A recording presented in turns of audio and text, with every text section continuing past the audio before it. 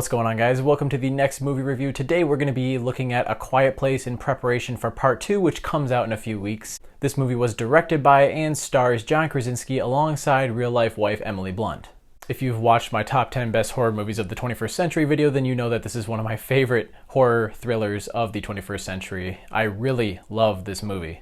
I will mention that there will be spoilers for A Quiet Place in this video, but the movie came out 2 years ago, so if you haven't seen it by now, I'm going to assume that you don't really want to see it, or you can click off of this video and watch it after you've seen the movie. Just wanted to give that warning out there, and let's get started. So in A Quiet Place, we see a broken family struggling to survive in a post-apocalyptic world in which even the slightest amount of noise can spell instant death. The film kind of sets its tone right from the get-go when we see one of the younger kids actually get killed by one of the creatures when he makes too much noise with a little rocket ship toy or whatever. So right off the bat, you know that this movie is not going to be pulling any punches. This movie oozes brilliance in so many different ways. The concept in general is really creative in that these are creatures that hunt sort of like bats. They rely on sound or sonar. I'm not really sure which specifically they use. But I just keep thinking about the fact that I would die extremely quickly in this world because I snore quite a bit. So I would probably get killed in my sleep. I also really like that we never get a sure answer of where these creatures came from. In fact, the most information that we get out of the movie is actually when we see John Krasinski's character. I believe his name was Lee. He has a whiteboard with some notes, some scribbled notes, and news clippings, and that's really the most information that we get about this apocalypse. I really like the attention to detail there. It was a nice touch. And of course, you can't talk about this movie without praising the great performances and the excellent cinematography. All the actors here are top-notch. John Krasinski and Emily Blunt both deliver very good performances, and even the kids are really good, which child actors are often hit or miss nowadays, but both of them were really good. And the little girl is actually deaf, which is, when you think about it, probably more of a blessing to this family more than anything else, because they don't have to learn sign language in order to communicate with each other in this world. And it was also kind of creative that comes into play eventually when they kind of learn how to defeat the creatures. Even if it was a little bit of a stretch, I thought it was creative.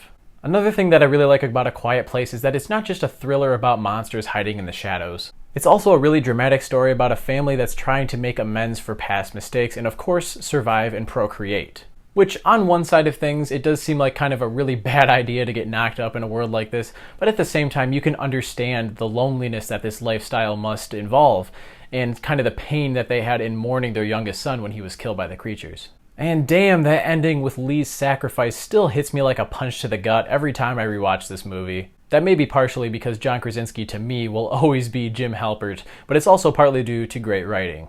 If I had to complain about anything in this film, it would probably be something related to the over-reliance on jump scares at times. You know, through most of the film, it actually doesn't have that many jump scares. It mostly relies on good sound design and the terrifying creatures and where they might be at. But there was that one scene where Evelyn smacks her bloody hand on the shower door, which felt a little bit cliched. And there were definitely some plot elements that felt a bit contrived, such as when Evelyn just happens to go into labor while Lee's off on a fishing trip, and on her way down to the basement, she just happens to step on a loose nail that she just kind of disrupted a few moments ago.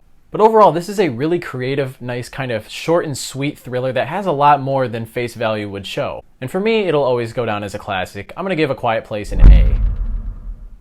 Despite the fact that it ends in a cliffhanger, I feel like this is a movie that doesn't really need a sequel, so I do have my concerns about the quality of part 2, but at least John Krasinski is returning to direct, so at the very least it should be as fun and tense as part 1 was. Alright guys, that's going to be it for today's video. I'm going to start doing this a lot more in the future, where when a sequel or a reboot is coming up, I'll review the previous movies in the franchise, as long as there aren't like 100 of them or something like that.